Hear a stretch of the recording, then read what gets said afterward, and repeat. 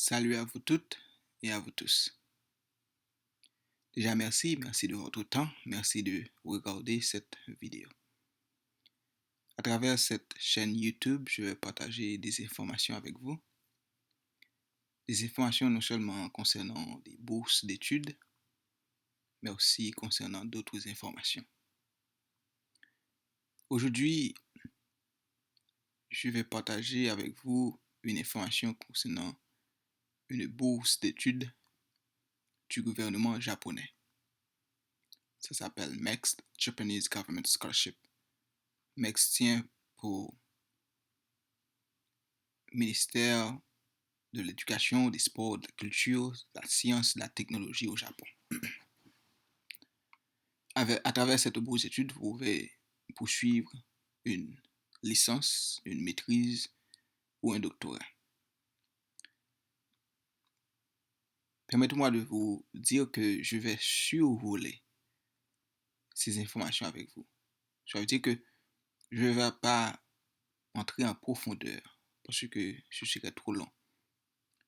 Maintenant, c'est à vous de lire, mais aussi de traiter ces informations.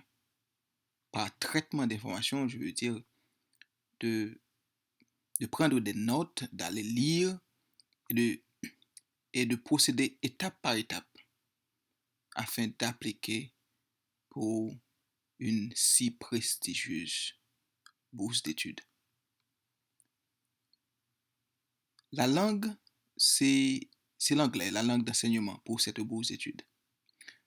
Mais ne sois pas effrayé parce que je crois fermement qu'on peut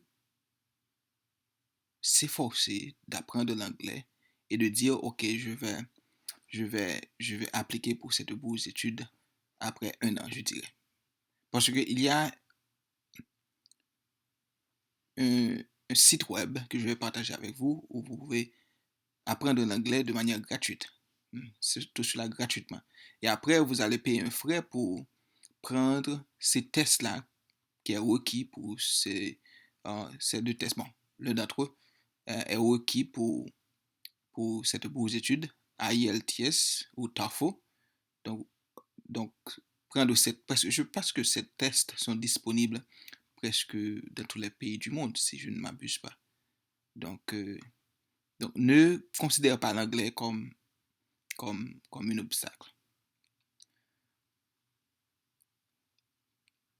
Donc voilà, je vais continuer à survoler cette bourse d'études avec vous. Donc, le pays où vous allez étudier, c'est le Japon, et presque toutes les universités au Japon font partie de cette bourse d'études. Et vous pouvez poursuivre une licence, une maîtrise ou un doctorat. Et la date limite, ça varie avec les ambassades. Donc, pour une licence, la durée, c'est de 4 à 5 ans. De 4 à 5 ans. Pour une maîtrise, c'est de 2 à 3 ans. Et pour un doctorat, c'est de 3 à 4 ans. Et presque toutes les disciplines sont disponibles à travers cette bourse d'études. Maintenant, qu'est-ce qui est couvert? Je dirais absolument tout. Absolument tout. On va, on va payer votre ticket d'avion. On va vous donner une allocation préparatoire. On va vous donner une allocation mensuelle. Ça s'appelle stipend en anglais. Donc, on va vous donner les frais de scolarité seront pris en compte, l'accommodation, d'autres dépenses, tout, et enfin tout. Donc, les critères d'éligibilité. Premièrement, vous devez avoir un niveau en anglais pour étudier. Donc, ça, c'est important. Mais aussi, votre pays. Presque tous les étudiants internationaux sont éligibles, mais je dois souligner un fait, c'est que votre pays doit avoir une relation diplomatique avec le Japon. Donc, il y a d'autres informations concernant l'âge. Pour une licence, vous devez avoir au moins 17 ans. et pas plus de 25 ans. Pour une maîtrise ou un doctorat, vous devez avoir euh, pas plus, pas plus de 35 ans. Donc, au-dessous de 35 ans. Mais il y a d'autres critères, si vous avez complété 16 ou 18 ans d'éducation. Donc, vous allez traiter ces informations-là. Donc, ça ne concerne pas seulement une licence, une maîtrise ou un doctorat, ça se concerne aussi les professeurs. Donc, voilà, toutes les informations sont disponibles pour vous. Donc, prenez le temps de les traiter. Les documents requis, euh, je crois que vous allez remplir un formulaire d'application.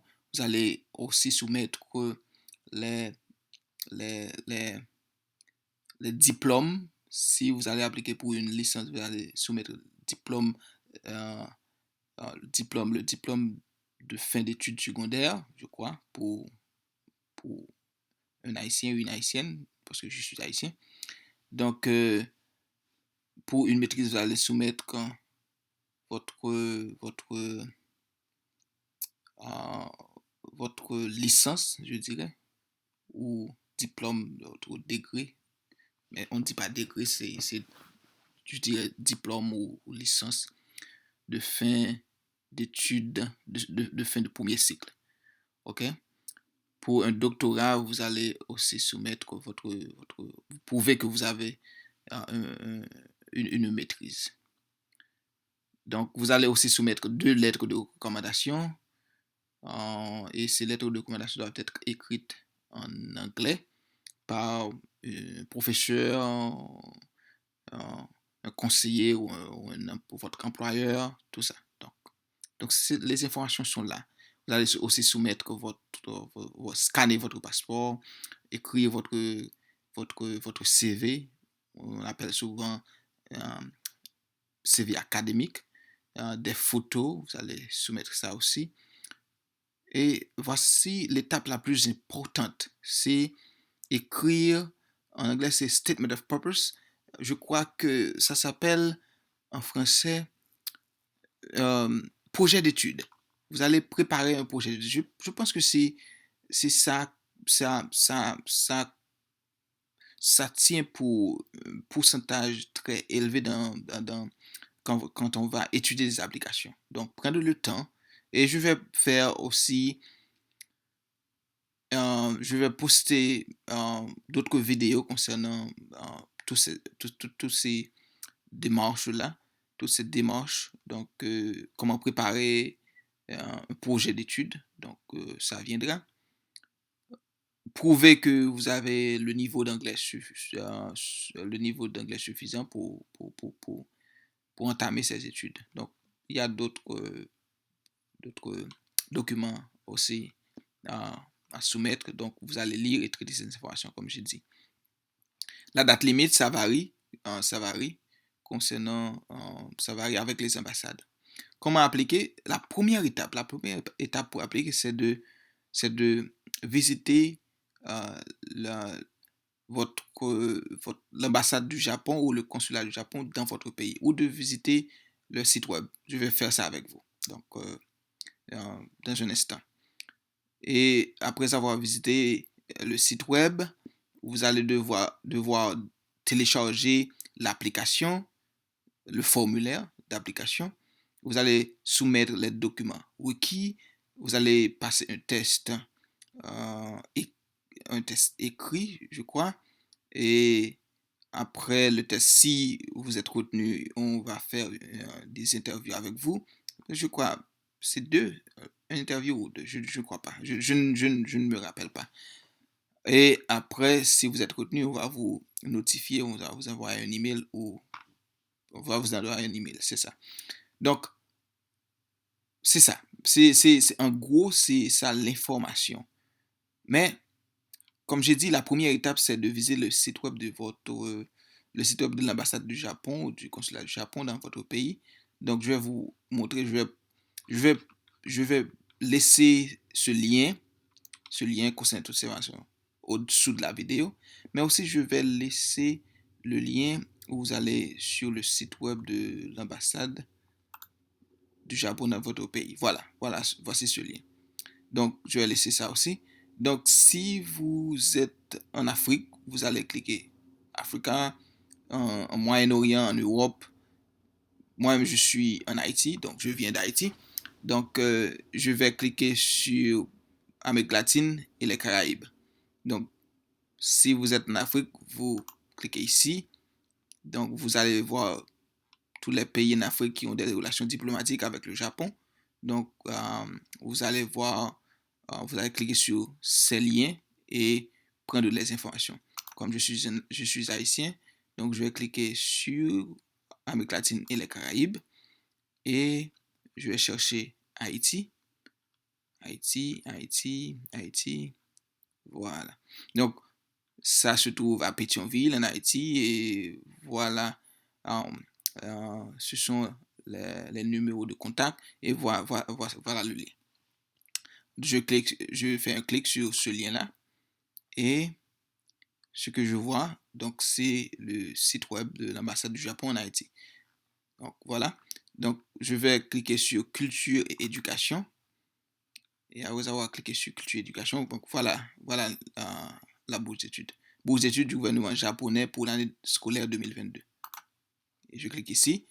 Donc, il y a toutes ces informations à traiter, à lire et à traiter.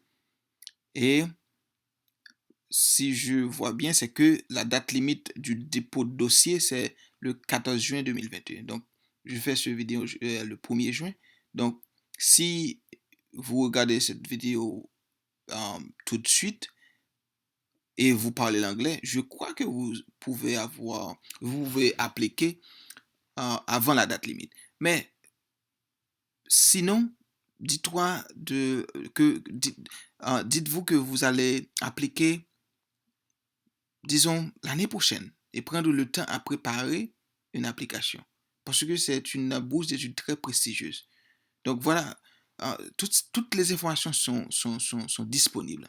Prendre le temps de les lire, de prendre des notes. Par exemple, il y a des étapes à poursuivre pour appliquer. C'est un document PDF là. Donc, ça va ouvrir. Donc, voilà, tout est là. Tout est là. Prendre le temps de les lire et de les comprendre et de poursuivre cette aventure. Et déjà, je vous souhaite du succès dans cette aventure. Donc, voilà, je voulais partager ça avec vous. Et n'oubliez pas de partager, de laisser vos questions en commentaire, de partager cette vidéo avec un ami, un proche, tout ça, et de liker.